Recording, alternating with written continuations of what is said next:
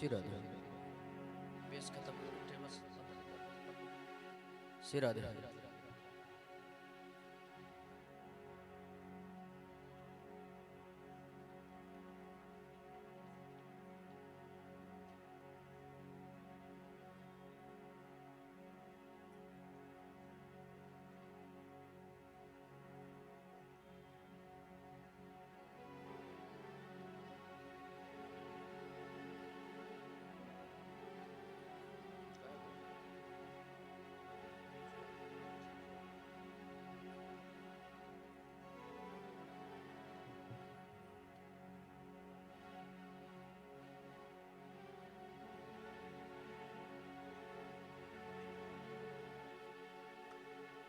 बोल वृंदावन बिहारी लाल की जय।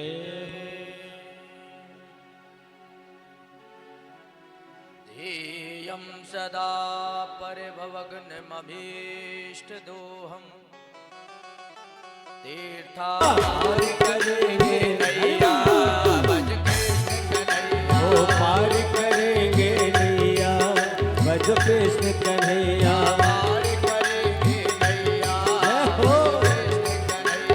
पार करेंगे नैया भज कृष्ण कन्हैया। बाल कृष्ण गोपाल हमारो गोपाल कृष्ण गोपाल हमारो। ब्रजवासिन को प्राण प्यारो ब्रजवासिन को प्राण प्यारो। ब्रजवासिन को प्राण प्यारो हाँ ब्रजवासिन को प्राण प्यारो। नंद बहर गुर जैया भज कृष्ण कन्हैया। नंद महल को छैया अस्सी से। भज कृष्ण कन्हैया। पार करेंगे नैया भज कृष्ण कन्हैया। भज पार करेंगे नैया भज कृष्ण कन्हैया।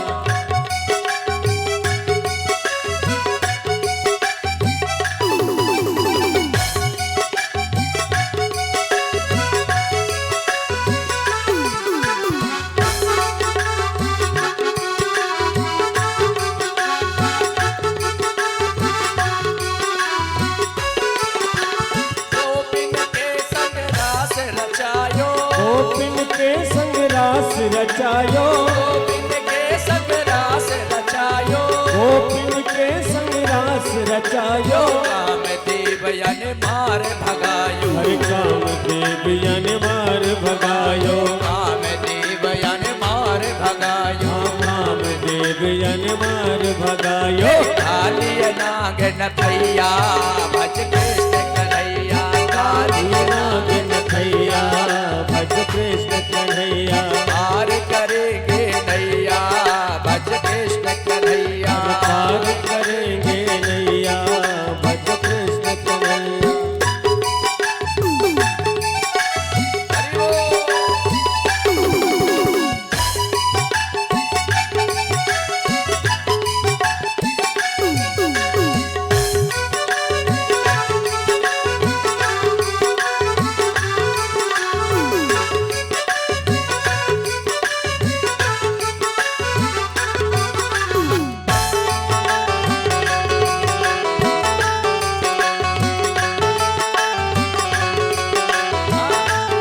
मीरा के प्रभु गिरधर नागर मीरा के प्रभु गिरधर नागर। मीरा के प्रभु गिरधर नागर मीरा के प्रभु गिरधर नागर। सूर श्याम प्रभु नटवर नागर सूर श्याम प्रभु नटवर नागर। सूर श्याम प्रभु नटवर नागर सूर श्याम प्रभु नटवर नागर। घट घट बास करैया भज कृष्ण कन्हैया। घट घट वास करैया भज कृष्ण कन्हैया। पार करेंगे नैया भज कृष्ण कन्हैया। ओ पार करेंगे नैया भज कृष्ण कन्हैया। कृष्ण कन्हैया कृष्ण कन्हैया कृष्ण कन्हैया भज कृष्ण कन्हैया। दाऊ जी को भैया दाऊ जी को भैया। कृष्ण कन्हैया कृष्ण कन्हैया दाऊ जी को भैया दाऊ जी को भैया। दाऊ जी को भैया दाऊ जी को भैया। पार करेंगे नैया भज कृष्ण कन्हैया। पार करेंगे नैया भज कृष्ण कन्हैया। पार करेंगे नैया भज कृष्ण कन्हैया पार करेंगे नैया दोनों हाथ लगे ताली भज बजाते। कृष्ण कन्हैया पार करेंगे नैया भज कृष्ण कन्हैया पार करेंगे नैया भज कृष्ण कन्हैया भज कृष्ण कन्हैया कृष्ण कन्हैया कृष्ण कन्हैया कृष्ण कन्हैया कृष्ण कन्हैया कृष्ण कन्हैया कृष्ण कन्हैया कृष्ण कन्हैया कृष्ण कन्हैया कृष्ण कन्हैया कृष्ण कन्हैया पार करेंगे नैया भज कृष्ण कन्हैया पार करेंगे नैया भज कृष्ण कन्हैया पार करेंगे नैया भज कृष्ण कन्हैया पार करेंगे नैया भज कृष्ण कन्हैया पार करेंगे नैया भज कृष्ण कन्हैया पार करेंगे नैया भज कृष्ण कन्हैया पार करेंगे नैया भज कृष्ण कन्हैया पार करेंगे नैया भजो कृष्ण कन्हैया।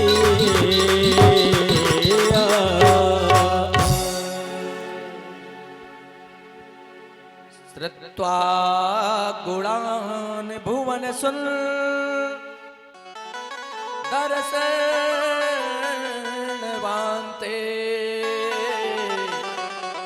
निर्विश्वकर्ण विरही हरितोऽङ्गतापम्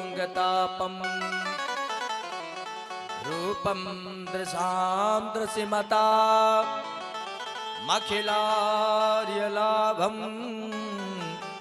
तो अच्युता विशत चित्रमपकृपं ते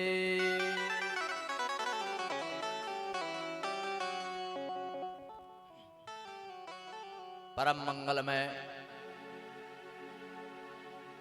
पर अखिलेश्वर दीन बंधु करुणा वरुणालय भक्त वांछा कल्पतरु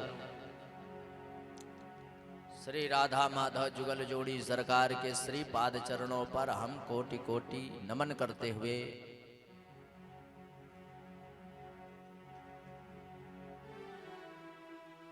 मां यमुना के पुलिन तट पर विराजमान होकर के हम लोग यह कथा का प्रेम पूर्वक प्रसाद मान कर रहे हैं।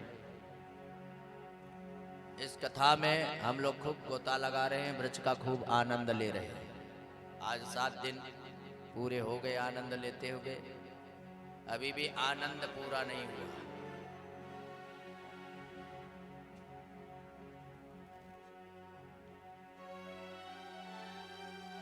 बोलो जय श्री कृष्ण।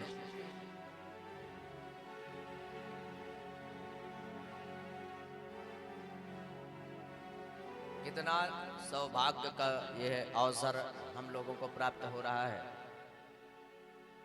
एक तरफ मां यमुना की धारा और दूसरी तरफ भागवती धारा, और इन दोनों के बीच में भक्तों की धारा, भागवती धारा। बोलो जय श्री कृष्ण। 3 धारा एक साथ बहती हो, इसी को त्रिवेणी कहते हैं। यही है त्रिवेणी, कोई अलग से थोड़ी है। गंगा यमुना सरस्वती का जहां संगम हुआ हो उसी को त्रिवेणी कहते हैं, संगम ही त्रिवेणी है। ऐसे ही जहां 3 भक्तों का संगम हो जाए वो भी त्रिवेणी। बोलो जय श्री कृष्ण। जहां नृत्य होता हो, जहां गायन होता हो, जहां बखान होता हो, भाई ध्यान दीजिएगा, कथा का गायन कहाँ हुआ? गंगा जी के तट पर। बोलो जय श्री कृष्ण। गंगा जी के गंगा द्वारे समीपे तटमानंद नामक गायन कहाँ हुआ? गंगा के तट पर। लीला कहाँ हुई? यमुना के तट पर। बोलो जय श्री कृष्ण। और लेखन कहाँ हुआ? सरस्वती नदी उत्तराखंड। बोलो जय श्री कृष्ण। वहां लेखन हुआ तो तीनों तट आए कि नहीं? ऐसे ही जहां गायन हो रहा है ऐसा तट वृंदावन गायन हो रहा है। बोलो जय श्री कृष्ण। ऐसे ही नहीं, लेखक भी श्री व्यास जी महाराज विराजमान है, तो लेखक करके रखे हुए, लेखन किया है। जहां नृत्य होता हो ऐसी भक्ति महारानी श्री धाम वृंदावन के तट में, यमुना के तट में आप विराजमान हैं, जहां नृत्य करती है भक्ति। तीनों का जहां संगम हो रहा है यही त्रिवेणी है। बोलो जय श्री कृष्ण। ये देखने में एक है परंतु है तीन। माताओं की चोटी देखने में एक होती है पर धारा तीन होती हैं, गंगा यमुना सरस्वती। माताएं जब अपनी चोटी बनाती हैं बेड़ी को तो तीन धाराएं निकलती हैं कि नहीं? तीनों धाराएं देखने में अलग अलग होती हैं। वस्तुतः चोटी जब तैयार हो जाती है बेड़ी तो पूछा जाए अभी तीन दिख रही है तो क्या तीन है? बोले नहीं, तीन नहीं है, एक है। अब बोले धारा दो दिखाई देती है, एक गायब हो गई। बनाने के बाद आप चोटी देखिए किसी की तो धारा दो दिखाई देंगी, एक बीचों बीच गायब हो जाती है। सरस्वती जी,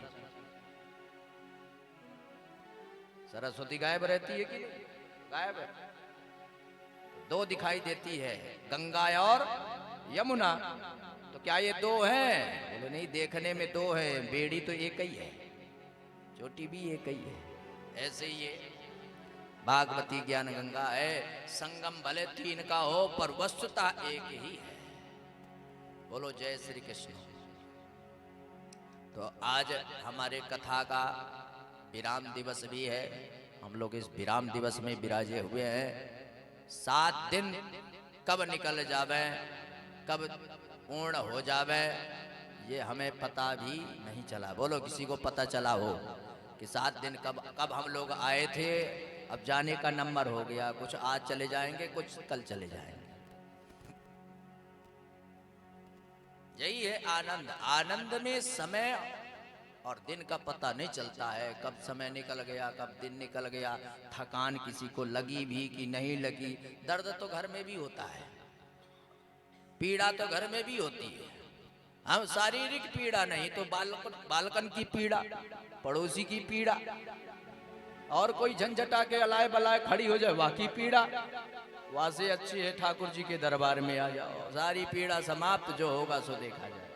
अब बोलो कितना आनंद। घर जाने के बाद मुंह से यही निकलेगा, वाह कितना आनंद लेते थे हम लोग, कितना बढ़िया संगम था। कोई कहीं से था, कोई कहीं से था, आनंद लेते हुए फिर चले आए, नया जीवन पर्यंत फिर से बन गया। बोलो जय श्री कृष्ण। और ये भी ध्यान रहे, ये मत सोचना कि ये कथा साधारण है। कथा तो आपने कम ही सुनी होगी, यहाँ कथा का ज्यादा महत्व, यहाँ भ्रमण का। ये जो आप भ्रमण करके दर्शन कर ली, यही तो लीला कथा है। ये जो दर्शन कर रहे हैं आप, यही तो कथा है। हम लोग इसी की कथा तो करते हैं कि यहाँ ये है, यहाँ ये है, ऐसा ऐसा हुआ, उसी का आपने दर्शन किया, तो ये महत्व रखता है। आपके जाने के बाद ये कथा का आशीर्वाद, ये दर्शन का आशीर्वाद और सेवा का आशीर्वाद, ये तीनों जब आप लेकर के यहाँ से प्रसाद रूप में जाओगे तो कुछ न कुछ ठाकुर जी आपके साथ नया करेगा, ये मुझे भरोसा है। आपके जीवन में कुछ न कुछ नया होगा, पक्का होगा। यहाँ से जाने के बाद नया होता है कुछ न कुछ। बोलो जय श्री कृष्ण। यहाँ से जाइएगा तो यहाँ की मिट्टी जरूर ले जाइएगा, मिट्टी ले जाइएगा। अपने तुलसी में नया घर बनता हो, तुलसी हो गए, वहाँ में ले जा करके रख दीजिएगा। कभी भी थोड़ा भी सर दर्द करे उसी मिट्टी को लगा देना, बहुत बढ़िया औषधि है, सर दर्द कभी नहीं करेगा, ऐसी औषधि है।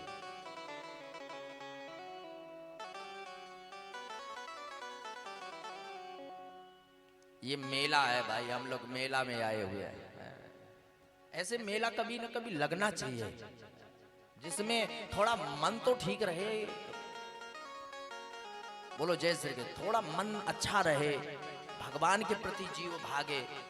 बस पूरा जीवन उस संसार में ही डूबा हुआ है, ना तो कहीं जा पाते ना आ पाते, कुछ भी नहीं। थोड़ा निकलो बाहर। बोलो जय श्री कृष्ण। थोड़ा थोड़ा अंश अलग से इकट्ठा करिए वो अंश तीर्थ के लिए रखिए, हम तीर्थ जाएंगे तो लेके जाएंगे, तो तीर्थ भी हो गया और घर का कार्य भी हो गया। बोलो जय श्री कृष्ण। खैर, हम लोग कथा में, आज विराम दिवस है कथा का। कल आप लोगों ने प्रसंग में सुना था, आपने कल सुना श्री रुक्मणी मंगल, माता रुक्मणी का विवाह भगवान के साथ संपन्न हुआ। बोल वृंदावन बिहारी लाल की जय हो। माता रुक्मणी का विवाह भगवान के साथ ही संपन्न सुनिश्चित है। हम लोग कितना भी सोच लें कि हमारे पास लक्ष्मी रुक जाए, तो हमारे पास लक्ष्मी कदापि नहीं रुक सकती है किसी काल में। ठीक है माताओं, आप लोग कथा सुनो, बात क्यों करती हैं बैठ के? बोलो जय श्री कृष्ण। तो मैं निवेदन कर रहा था कि माता लक्ष्मी अपनी कभी नहीं रही और ना होगी। हाँ, नारायण की कृपा होगी तो लक्ष्मी की कृपा बनी रहेगी प्रसाद रूप में। लक्ष्मी को रोकने का कितना भी हम प्रयत्न करने, लक्ष्मी का नाम है माता चंचला। क्या इनका एक नाम है चंचला? ये चंचला है, ये आती हैं तो इसके पहले जाने का मार्ग बना लेती है। लक्ष्मी दो तरह की होती है, एक उलूक वाहिनी लक्ष्मी है, एक कमल नयनी लक्ष्मी है। बोलो जय श्री कृष्ण। भाई, लक्ष्मी का विवाह किया, यानी रुक्मणी का विवाह आज संपन्न होने जा रहा है। पिता ने लक्ष्मी का विवाह किया, बेटी बड़ी हो गई। ध्यान रहे, बेटी जब बड़ी हो जाए तो माता पिता को चिंता हो जाती है, और हर पिता और हर माँ यही चाहते हैं कि हम अपने बेटी का विवाह एक अच्छे वर से, अच्छा वर घर मिले। दोनों बढ़िया मिलते हैं तो माता पिता को खुशी हो जाती है, भाई बढ़िया वर मिल गया और घर भी बढ़िया मिल गया। घर बढ़िया मिल गया और वर बढ़िया नहीं मिला, अथवा वर मिल गया तो घर नहीं मिला, तो माता पिता को हर क्षण चिंता बनी रहती है। इसलिए चाहते हैं, यही हर माता पिता यही चाहते हैं, बेटी का विवाह अच्छी जगह होनी चाहिए।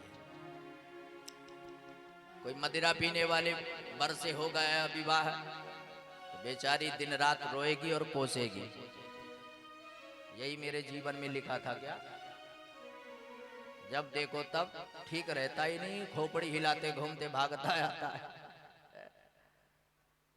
पर बढ़िया मिलना चाहिए। बोलो जय श्री कृष्ण। ऐसे ही माता रुक्मणी, इनका भी विवाह, यानी लक्ष्मी देवी। लक्ष्मी का तात्पर्य धन। जैसे बेटी बड़ी हो जाती है तो हमारे पास भगवान का दिया, थोड़ा भी हम दान करने लायक हैं, थोड़ा भी भगवान ने हाथ पैर और धन दिया है तो दान करना चाहिए। बोलो जय श्री कृष्ण। बेटी बड़ी हो गई है तो इस बेटी का विवाह हम अच्छी जगह करें। अब बेटी का विवाह कहाँ करना चाहिए मालूम है? बेटी का विवाह हमें कुछ जगह नियुक्त कर लेना चाहिए। यदि आप बेटी का विवाह बढ़िया जगह नहीं करें तो भी गड़बड़ है, करना पड़ेगा। तो बेटी का विवाह कहाँ करें? तो दो जगह है, एक है यज्ञ नारायण और दूसरा है दरिद्र नारायण। ध्यान दीजिएगा, यज्ञ नारायण में यदि आपने धन नहीं लगाया, यदि यहां ब्याह नहीं किया बेटी का, तो आपका यह धन दरिद्र नारायण में चला जाएगा। दरिद्र नारायण का मतलब मालूम है? कोई पुलिस वाला ले जाएगा, कोई केस कचहरी कोर्ट कचहरी हो जाएगा तो पुलिस वाला लेके चल देगा, नहीं वकील ले जाएगा, वकील नहीं ले जाएगा तो कोई डॉक्टर लेके चला जाएगा, अस्पताल चला जाएगा, कोई मेडिकल वाला ले जाएगा। बोलो जय श्री कृष्ण। यही तो दरिद्र नारायण है और क्या? तो ऐसे दरिद्र नारायण में हमारी लक्ष्मी जब है इसके पहले ही इसको यज्ञ नारायण में लेकर के स्थापित कर दो, यानी यज्ञ में लगा देना चाहिए। बढ़िया वर ढूंढ के यज्ञ में हमारा धन लग गया तो एक बात और है, दरिद्र नारायण में धन जाएगा तो जाता ही जाएगा, जाने कितना चल जाए उसकी भी गिनती नहीं है। पर यज्ञ नारायण में जो हमारा धन जाएगा वो गिनती का है कि इतना हमने दिया है। वहां हमारा दरिद्र नारायण में ब्याज सहित जाएगा, पर यहाँ जो हमने लगाया है वो ब्याज सहित हमें वापस आएगा। ये अंतर है। बोलो जय श्री कृष्ण। यहाँ आपने जितना लगाया यज्ञ में तो वापस ब्याज सहित जाने वाला नहीं है, आपके पास आएगा, चाहे जिस रूप में आए पर आएगा। जैसे आपने हम जीव के द्वारा जब गलत कृत्य होते हैं, गलतियां होती हैं, तो वो गलतियां कहीं ना कहीं कोई ना कोई रूप लेके आती है, चाहे तन से हो या धन से हो या मन से हो, कोई ना कोई रूप लेके आएगी। भाई आपने स्वीकार किया है तो वो जाएगी भी। पेड़ लगाया है फल देगा, ऐसे गलती यदि हुई है परिणाम जरूर मिलेगा। ऐसे ही यज्ञ करने के बाद भी जो आपने यज्ञ किया है तो इस यज्ञ का फल रुक नहीं सकता है। व्यक्ति बीज का फल तो एक लगाता है, पेड़ तो एक लगाता है, लेकिन बड़े होने के बाद यह जब पेड़ फल देने लग जाता है तो एक नहीं, हर शाखा और हर पत्ते के बीच से फल ही फल दिखाई देते हैं। जीव मौज करने लग जाता है, कौन सा फल प्राप्त करे। इतना फल देता है कि रखने की जगह भी नहीं रहती है कि फल को रखेगा, इतना देता है। बोलो जय श्री कृष्ण। देने वाले के पास दो हाथ है, लेने वाले के पास दो हाथ है और देने वाले के पास 1000 हाथ है। एक बार परोसता है बस। बोलो जय श्री कृष्ण। एक है रुक्मणी जी का विवाह सुंदर भगवान नारायण के साथ संपन्न हुआ है। इस तरह से भगवान के विवाह एक नहीं, परीक्षित भगवान के विवाह पूरे 16,108 संपन्न हुए। कितने कथा आप लोगों ने सुना है, 16,108 संपन्न हुए हैं भगवान के। पहली है रुक्मणी, दूसरी है कालिंदी, मित्रविंदा, भद्रा, लक्ष्मणा, ये सब भगवान की देवियां हैं। नारायण हरि भगवान के जितने भी ये विवाह हुए, आगे चल करके एक नरकासुर नाम का एक राक्षस था, तो उसने अपने नारायण हरि कारागृह में 16,100 देवियों को बंधन में बांध करके धर रखा था। भगवान को पता चला, भगवान ने युद्ध किया है और देवियों को बाहर निकाला। देवियों से कहा, देवियों जाओ अपने अपने घर को। सारी देवियां मिलकर के हाथ जोड़ लेती हैं, महाराज इतने दिन तक यहाँ रहीं और आज यदि हम जा रही हैं तो दुनिया वाले क्या कहेंगे। जितने मुँह उतनी बातें होंगी। बोलो जय श्री कृष्ण। उतनी बातें होंगी, हे भगवान आदि इतने दिन तक कहाँ थी और आज यहाँ चली आई, क्या करूं। तो सारी देवियां मिलकर के भगवान से कहती हैं, भगवान हम चाहते हैं हमारा विवाह आपके साथ हो जाए। देखिए हमारा विवाह आपके साथ संपन्न हो जाए। तो सारी देवियां मिलकर के भगवान की बड़ी सुंदर स्तुति गाई और भगवान से अपना तार जोड़ लिया। यही विवाह है। सारी देवियां जब विवाह हो गया तो एक स्वर में भगवान के गीत को गा गा करके भगवान को खूब प्रणाम किया, खूब वंदन किया। नमः पंकज नेत्रायो, नमः पंकज नाभायो, नमः पंकज मालिनी, नमः पंकज नेत्रायो, नमस्ते पंकजांग्रये,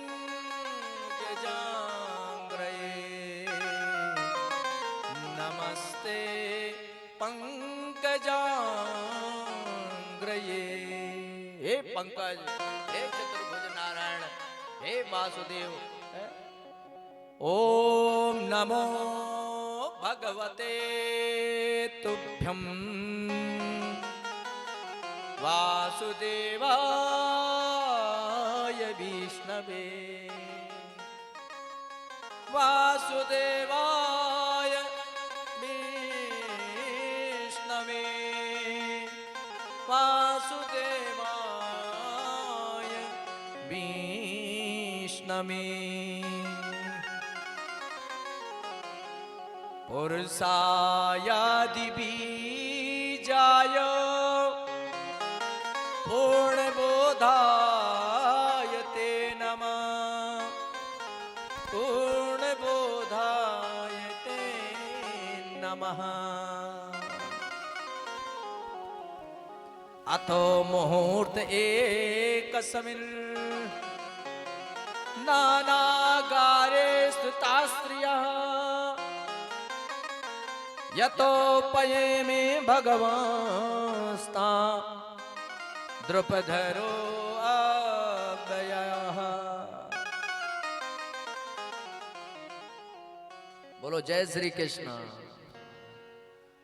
सारी देवियां मिलकर के